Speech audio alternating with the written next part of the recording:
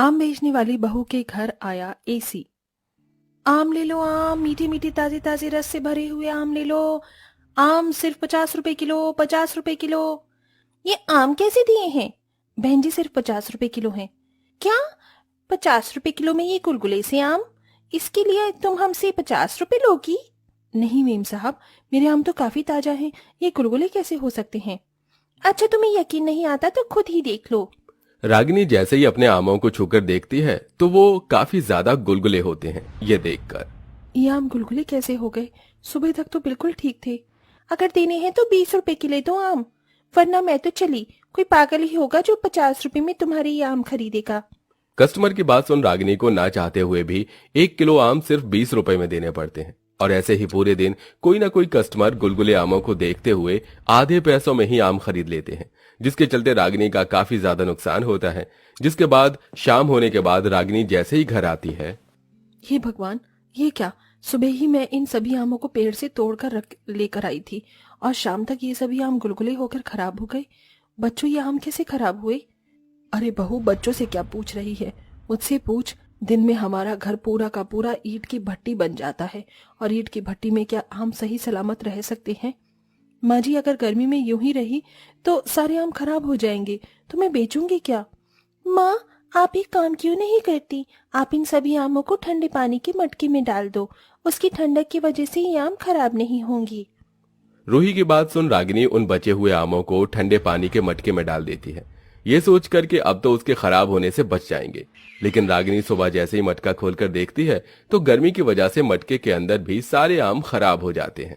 हे भगवान, फिर से इतने सारे आम खराब हो गए। रागिनी, अब हम कर ही क्या सकते हैं सिवाय इन आमों को खराब होता देख। मैं अपने आम के बगीचों में आम इस तरह खराब होता हुआ नहीं देख सकती। मैं इन्हें अपनी देखकर इसलिए नहीं सींचा था कि मैं इन्हें खराब होता देख सकूं। तो हम और कर ही क्या सकते हैं? इस गर्मी से तो हम नहीं लड़ सकते ना। अर्जुन की बात सुन रागिनी के पास कोई जवाब नहीं होता, जिसके बाद रागिनी फिर से अपने आम के बगीचे में जाती है और वहां से आम तोड़ने लगती है। हे भगवान, हम पर थोड़ी दया करो ताकि ये आम खराब ना हो। रागिनी आमों को लेकर उन्हें बेचने के लिए चली जाती है। तभी दोपहर होने तक सारे आम फिर से गर्मी की वजह से खराब हो जाते हैं, जिसके चलते रागिनी गुस्से में उन सभी खराब आमों को फेंक कर अपना ठेला लेकर घर जा रही होती है। तभी रागिनी की नजर एक बड़ी फलों की दुकान पर पड़ती है, जिसमें रखे हुए सारे फल काफी ज्यादा ताजे थे, जिसे देखकर रागिनी उस फल वाले की दुकान के पास जाती है। भाई साहब, इतनी गर्मी में भी ये सभी फल इतने ताजा कैसे हैं? अरे बहन जी, इस एसी की वजह से मैंने अपनी फलों की दुकान में एसी लगा रखा है, ताकि गर्मी में भी मेरे फलों को ठंडक मिले और वो खराब ना हो। उस दुकान वाले की बात सुन रागिनी के मन में भी एसी लाने की ख्याल आता है और वो एसी की दुकान पर पहुंच जाती है, जहां उसे एक एसी पसंद आता है। भाई साहब, ये एसी कितने का है? बहन जी, सिर्फ 25,000 का है। क्या? 25,000 रुपए का? मैं तो अगर सारी जिंदगी भी मेहनत मजदूरी करूं तो भी इतना महंगा एसी नहीं खरीद सकती।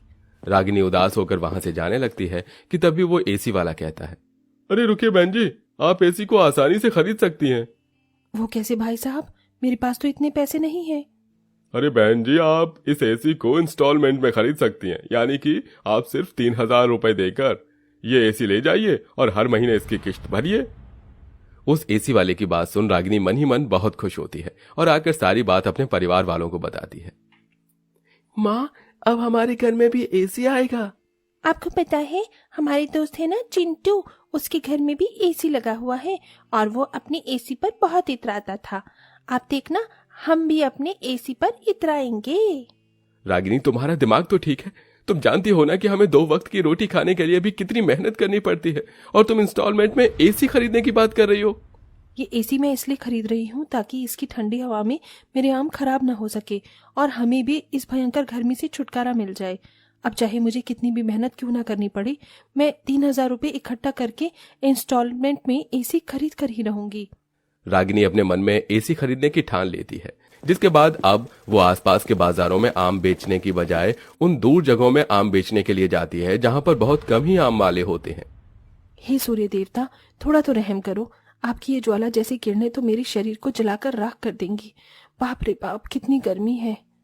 नंगे पैर चल चलकर दूर दूर तक आम बेचने के लिए जाया करती थी, जिसकी वजह से गर्मी में रागिनी की तबीयत काफी खराब होने लगती है। धूप में घूम घूम कर मेरी बहू का सारा शरीर कितना लाल हो गया है। नंगे पैर गरम जमीन पर चल चल कर इसके पैरों में छाले भी पड़ गए हैं। दादी दादी देखो ना, माँ के हाथों में भी छाले हो गए हैं। अरे बच्चे, तुम रो क्यों रहे हो? मैं बिल्कुल ठीक हूँ।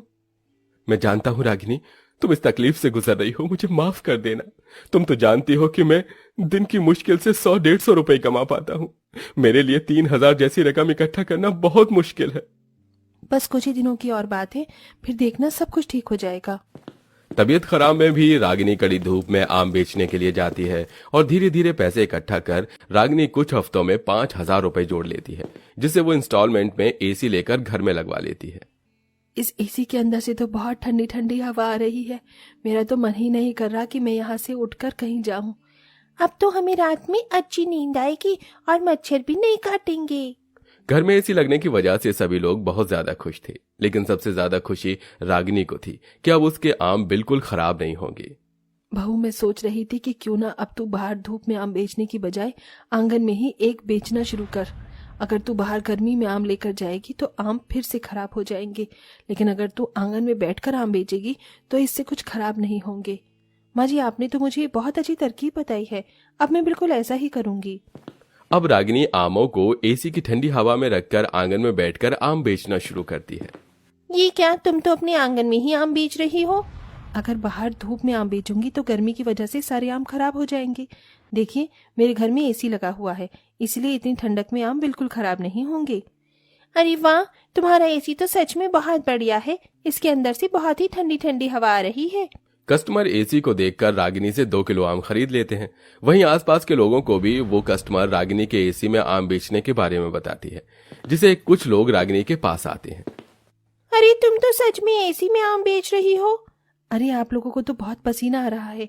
एक काम करिए, आप यहाँ बैठिए, मैं आपके लिए ठंडे ठंडे आम काट कर लाती हूँ।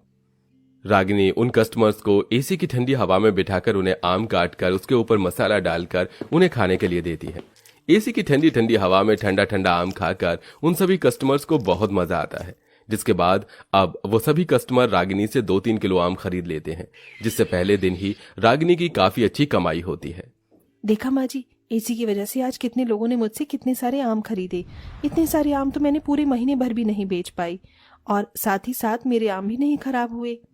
रागिनी के एसी में आम बेचने की वजह से अब धीरे धीरे रागिनी के कस्टमर बढ़ते जा रहे थे। अरे ये तुम इतनी धूप में कहाँ जा रही हो? बच्चों को मैंगो शेक पीना था, इसीलिए आम लेने के लिए जा रही हूँ। अगर तुम्हें आम ही खरीदने हैं तो तुम रागिनी से खरीदो। पता है, वो एसी में आम बेचती है, और जो भी उससे आम खरीदने के लिए जाता है तो वो उसे एसी की ठंडी हवा में बिठाकर आम भी खिलाती है। क्या तुम सच कह रही हो? बढ़ते कस्टमर्स की वजह से रागिनी जल्द से जल्द एसी का इंस्टॉलमेंट भी चुका देती है और बाकी बचे पैसों से एक दुकान खोलती है, जिसमें भी वो एसी लगवा लेती है और आम बेचने के साथ साथ मैंगो शेक, आम पन्ना और मैंगो कस्टर्ड बनाकर बेचती है। और अब वो सब हंसी खुशी रहते हैं।